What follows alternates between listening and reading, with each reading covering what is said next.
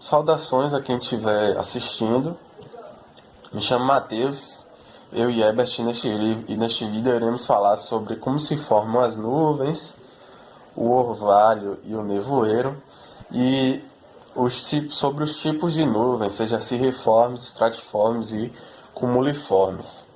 Isso aqui é uma atividade desenvolvida como componente da disciplina de Climatologia 2020.1. Muito bem. Assim como a maioria dos fenômenos ligados às condições climáticas e temporais, conforme estamos estudando nessa disciplina, vai ter o Sol como o fator preponderante, né? E a formação das nuvens também se encaixa dentro dessa especificação. Vai ter o Sol como a força motora desse fenômeno específico. O Sol, na verdade, é a força motora da vida, vamos dizer, junto com a água. Então, a primeira coisa que devemos pressupor, já que estamos falando aí dos raios emitidos pelo Sol, é que as regiões que estão localizadas mais próximas à linha do Equador vai sofrer maior incidência solar, logo vai haver uma formação de nuvens com muito mais intensidade, vamos dizer, com muito mais frequência em relação às regiões que estão dispersas pelo globo, ou basicamente falando da latitude, que estejam mais próximas do polo, com uma latitude maior, e aí sofrendo menos incidência dos raios solares. Então, como é que esse fenômeno ocorre? Os raios solares incidem sobre a região do globo que está mais próxima à região da linha do Equador, incidindo aí sobre os oceanos, sobre os rios, causando a evaporação desses oceanos, desses rios, e esse vapor d'água, essa água em forma de vapor, ela vai subir por uma questão aí de densidade. Ela é menos densa, logo ela vai para as regiões mais altas, na relação aí de altitude, e chegando nessas regiões aí mais altas, elas vão resfriar, ou seja, elas vão deixar do seu estado de vapor, de alta temperatura, por causa da incidência dos raios solares, e vai adquirir aí a forma de cristais de gelo, por causa exatamente dessa temperatura que, quanto mais distante em relação à superfície terrestre, mais frio será. Logo já vai aí, a partir desse momento, condensar, né, se aglutinar de certa forma e causar a formação das nuvens, que é basicamente partículas de água, seja aí no formato sólido, né, em cristais de gelo, causando a formação dessas nuvens. E quando elas atingem o peso ideal para que se precipitem, elas vão aí cair sobre a superfície em forma de chuva, conforme nós já estudamos. Então, basicamente, a formação das nuvens se dá dessa maneira. Os raios incidem sobre os oceanos, causando a evaporação e a evapotranspiração também em relação aos vegetais. Por serem menos densas, esses vapores vão para as regiões mais altas, na relação aí de altitude. Chegando lá, esse vapor vai se condensar e vai formar cristais de gelo, vão se agrupar, formando as nuvens, e quando atingirem o ponto de saturação, vão precipitar sobre a superfície terrestre.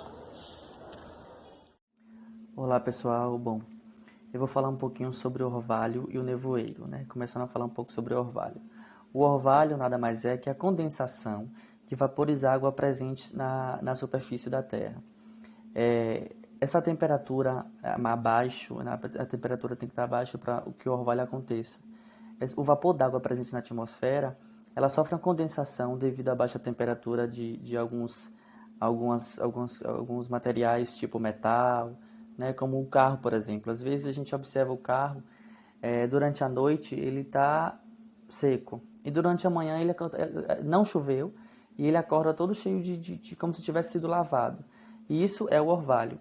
São gotículas de água que se condensam numa superfície mais fria, e aí formam essas gotas de água, né? A gente consegue observar isso. Às vezes as pessoas falam que, olha, o orvalho está caindo, mas não, o orvalho se forma. Como eu mesmo já disse, é quando o vapor de água entra em contato com essa superfície mais fria, né, que da temperatura normal, e faz com que esse vapor de água fique condensado. Já o nevoeiro, ele se condensa próximo ao solo, né? Geralmente a gente consegue observar o nevoeiro, assim como o orvalho, no início do dia. O que acontece? Durante o dia, o Sol aquece, né, a superfície terrestre. Durante a noite, as temperaturas caem mais. E isso faz com que o vapor de água presente na superfície terrestre se condense e forme nuvens, digamos assim, a grosso modo. São nuvens que são formadas pela condensação do ar. E aí a gente observa, a gente inclusive chama de neblina, né? Mas na verdade é nevoeiro. Isso acontece devido à condensação, né, da quantidade de umidade no solo, quando a temperatura está abaixo, né, muito abaixo. E aí esse nevoeiro é dissipado, obviamente, com o amanhecer do dia, quando o sol penetra na superfície, esquenta e faz com que esses vapores d'água se dissipem. Mas é assim que são formados o nevoeiro e o orvalho. Falar sobre os tipos de nuvens, elas podem ser cirriformes, estratiformes e coliformes. Quando falamos na tipificação das nuvens, especificamente nessas três, falamos aí da sua forma e da sua relação com a altitude. São mais altas, são mais baixas, enfim, e por serem mais altas, mais baixas, elas vão ter características específicas dessa localização em relação à altitude. As nuvens cirriformes ou cirros, né? Uma conjunção aí dessa palavra, uma junção, são nuvens altas que se caracterizam por serem formadas por cristais de gelos. Então, por estarem em uma temperatura bem mais elevadas em relação às outras, a sua condensação vai se dar basicamente na sua forma sólida, aí, formando cristais de gelos. E elas têm, quanto à aparência, uma espécie de fibra. Elas são mais brancas e são bem mais finas, com uma aparência até de serem mais espaçadas em relação às outras. Então, é isso. A outra forma é a estratiforme ou a stratus, e elas são em relação à altitude mais baixas, e por serem mais baixas, elas possuem uma aparência um pouco mais uniforme, seria isso. Então, você olha e percebe ela de uma uniformidade em relação às outras, não há tantos espaços, elas são mais cinzentas, e elas também trarão uma consequência de um pouco mais de chuva. Elas causarão um pouco mais nevoeiros, chuviscos. Então,